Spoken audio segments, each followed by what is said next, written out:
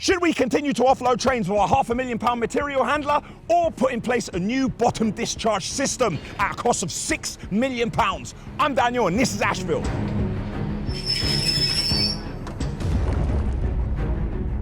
Ashfield are a group of construction companies based in the UK. The aggregates and concrete supply side of the business is fed via railhead at our depot in Heathrow, close to London. For those of you who don't know, we have secured a new depot next door with a 50-year lease. Now, while this is great news, it's going to take years and millions of pounds to put in place the infrastructure needed to operate safely and efficiently. We're here today to discuss two options for offloading trains. Option number one, using a material handler and other plants such as wheel loaders to move the material. Option number two, a bottom discharge system. This is where the train wagons discharge directly into a hopper, which feeds a conveyor belt system, which then transports the material directly to the stockpile. These offload options are only applicable to construction and decorative aggregates, such as sand, gravel, Type 1, and decorative slate. If we needed to offload other cargo, such as shipping containers, we would need to consider gantry cranes and reach stackers. At the moment, we offload via our Liebherr LH60. Now, this is a 60-ton material handler with an elevated cab to help operators see inside the wagons. We bought this 3 years ago at a cost of £500,000, and I'm happy to say in 2 years it will be paid off and we'll own it outright. When it is paid off, due to its rarity and relatively low hours, it will still be worth somewhere in the region of £250,000. It's not always possible for the LH60 to offload directly into the stockpile, so other plants such as wheel loaders step in to complete the stockpiling process. These train wagons are called box wagons. They hold 75 tons of material each. In our existing yard, we offload 24 wagons. In our new yard, we will be able to accept 26. It takes us 3 to 4 hours to offload each train, and we can offload a maximum of 2 trains a day. Now, this is due to the time taken for arrival and departure safety checks, the traffic on the main line, which is shared with Heathrow Airport, and our obligation to local residents with noisy working hours. This is a tried and tested process used up and down the country, and all Ashfield staff are fully trained in. On to bottom discharge systems, which are generally seen in the railheads of international aggregate companies. The system you can see here is Aggregate Industries in Bow, East London, who we thank for providing access. From the outside, you can see the secure building, which is fully clad with lockable doors.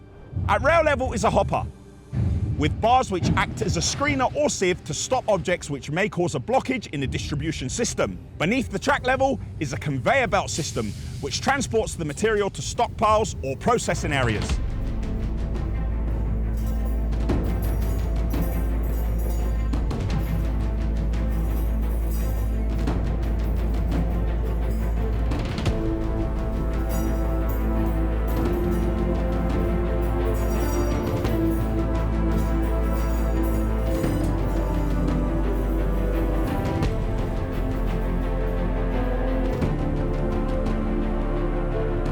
The subterranean element requires considerable reinforced concrete work to support the weight of the train above. This type of structure is referred to as a concrete box and starts with the creation of a slab. Excavation is followed by a sub-base such as Type 1, which is compacted.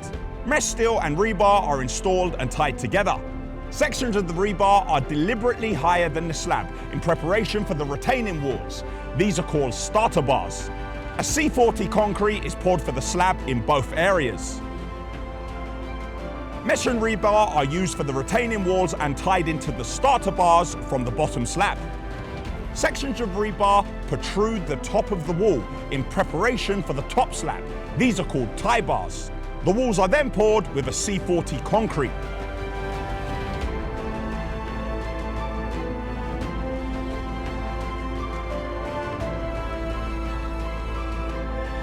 Mesh and rebar are attached to the tie bars of the retaining walls, and the top slab is poured in a C40 concrete. This forms the support for the track and train above.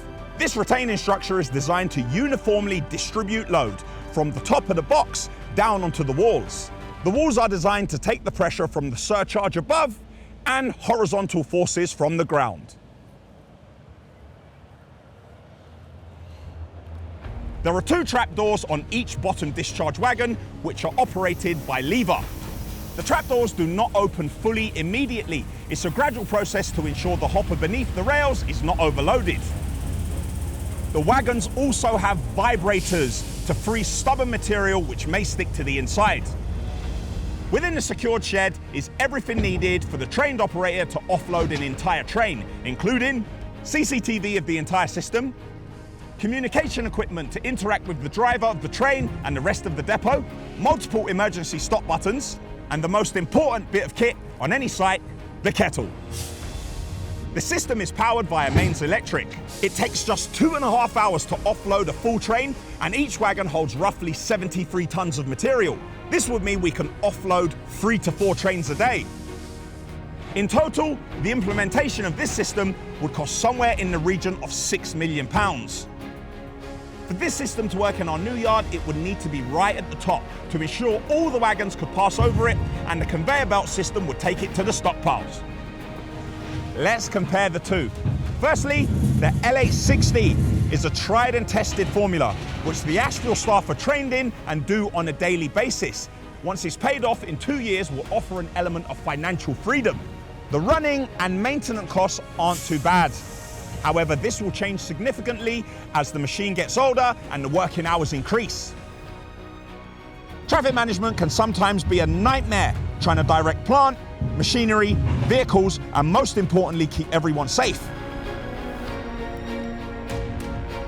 There's lots of inefficiencies and double handling when the L860 offloads and we have to use other plant and machinery to move the material to the stockpile.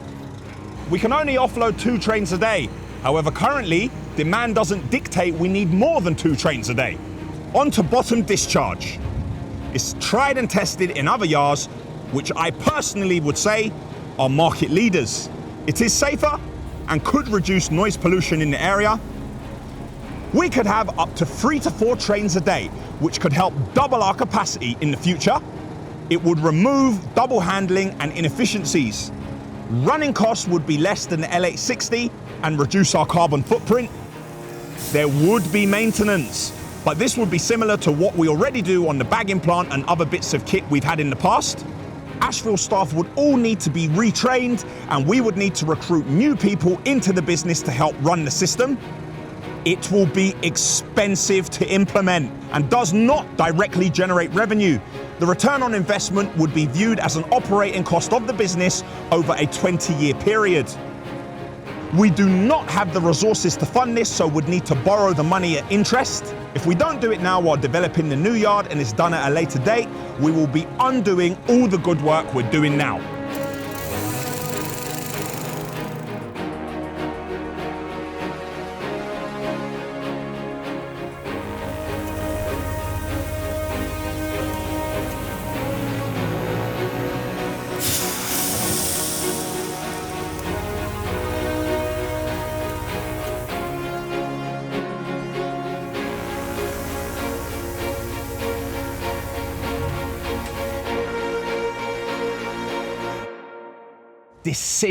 Decisions.